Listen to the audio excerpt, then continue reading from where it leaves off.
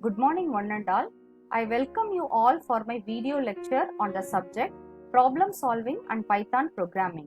I am N. Jagadishwari, Assistant Professor of CSE Department, Thandai Periyar Government Institute of Technology, Vellore. In Unit 1, the following topics were covered. First, we are going to see what is an algorithm, what is algorithm development process, what are the properties of algorithm, what are the building blocks of algorithms, notation of algorithm, algorithmic problem solving, and illustrative examples. What is an algorithm? Algorithm is nothing but a step-by-step instruction to solve a particular problem, or the sequence of steps to be performed to solve a particular problem is said to be an algorithm. Algorithms combined with the data, they form the program. An algorithm must be unambiguous instruction, or it must consist of unambiguous or non-confusing instructions. Algorithm was first developed by Persian scientist and mathematician who is called as the father of algebra, and he coined the term as algorithm. And there is a special branch of study of algorithm which is known as algorithmics. Next, algorithm development process. Here we have 5 steps to develop an algorithm. First, we have to obtain the description of the problem for which the algorithm has to be designed. Second, we have to analyze the problem. And third one is develop a high-level algorithm. Fourth one, refine the algorithm by adding more and more detail. Fifth one, review the algorithm for implementation. The first step, obtain the description of the problem. So in this step, the problem for which the algorithm has to be developed must be clearly explained. So while explaining, there are many errors will occur during the description. These are some of the errors.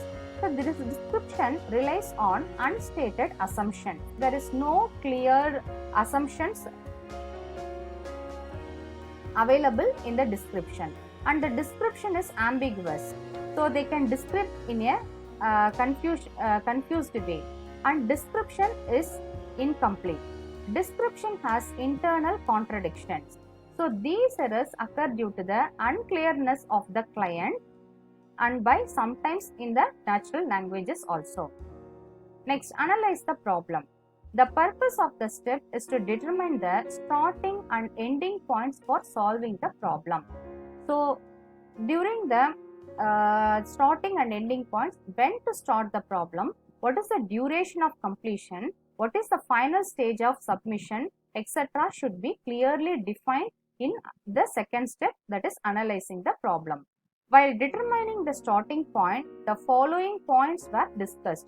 What is the data available and formula related to data, rules and relationships that are used in data. While determining the ending point, we must consider that new facts will arrive and the items will change or no longer exist. These things we have to keep in mind during the end point or submission of the algorithm. Next, develop a high-level algorithm. Before going to develop an algorithm in pseudocode or in flowchart, we have to develop an algorithm in natural language. An algorithm is a plan for solving a problem. It is usually better to start a high-level algorithm that includes the major part of the solution. Refine the algorithm by adding more detail. So, develop algorithms that lead to computer programs. Start with simpler idea and develop into more efficient one by stepwise refinement. So, stepwise refinement is a process for developing a detailed algorithm by adding to a high-level algorithm. Fifth step is review the algorithm. Check the algorithm step by step to determine whether it will solve the problem or not. Next, we are going to see what are the properties of an algorithm. So these are the properties of an algorithm. The first one is finiteness, definiteness, effectiveness, input, output, feasibility and generality. Here The description of the property is also given. Finiteness. Algorithm must always terminate after finite number of steps. Definiteness. Each instruction must be clear and unambiguous. So the instructions of the algorithm should not be in a confused way. Effectiveness. Each instruction must be simple and carried out in a finite amount of time. Input.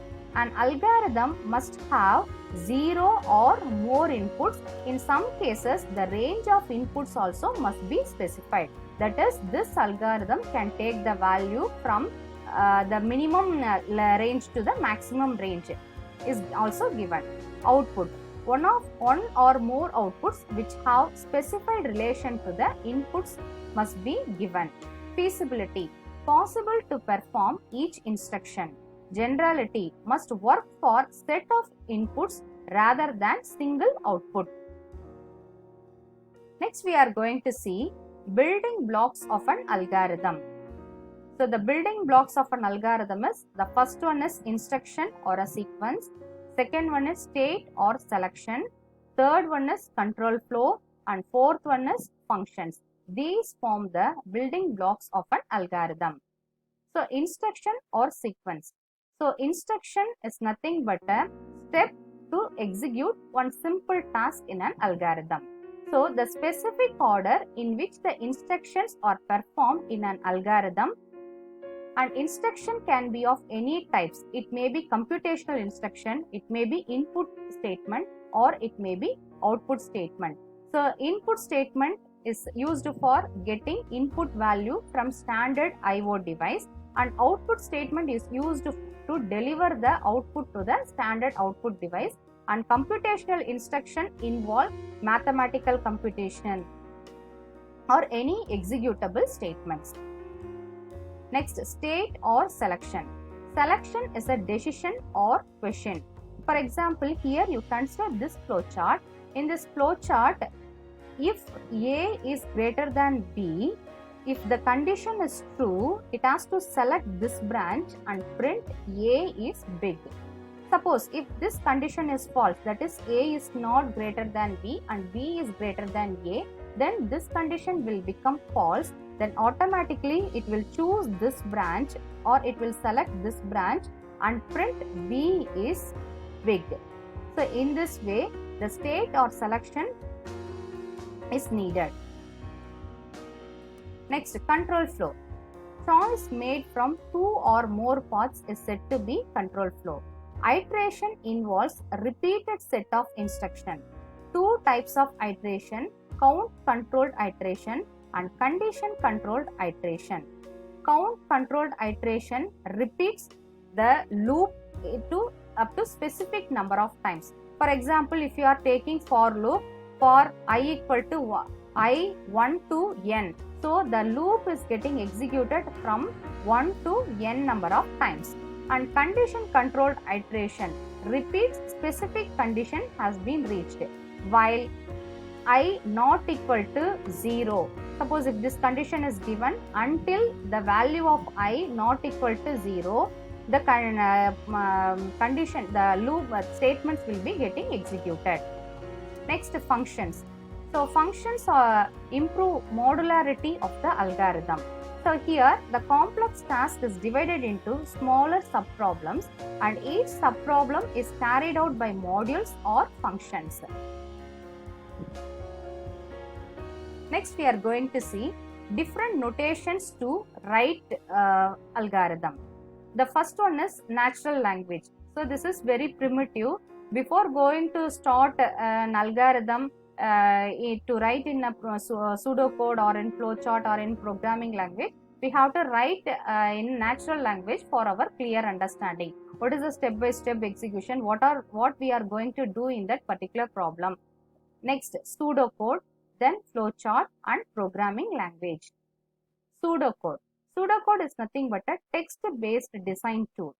So it is nothing but an informal language representation used by programmers. In another way, we can say it is nothing but a combination of programming statements along with ordinary text in natural language. I have given two examples, example 1 and example 2. The first one is addition of two numbers. For this algorithm, I have written the pseudocode. The first step is we need to input two variables a, b. And the next step, we have to add a with b and we have to store the result to the variable c. And the added result is now available in C. We have to print C. Example 2, we have to find out greatest of two numbers. So if you want to find out greatest of two numbers, we need two integers. So input a, b. Next, if a greater than b, if this statement is true, then print a is great. Else print b is great.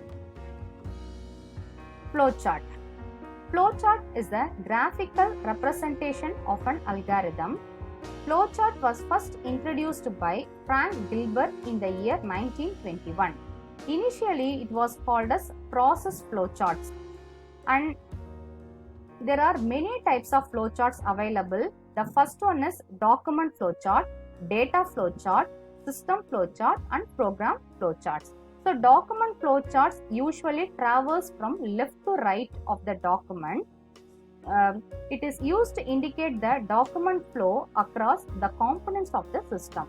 And data flowchart indicates the data flow available in the program. And system flowcharts flow of data through the system components available. Program flowcharts flow of execution of the program. Usually we are using program flowcharts for our program execution. Next,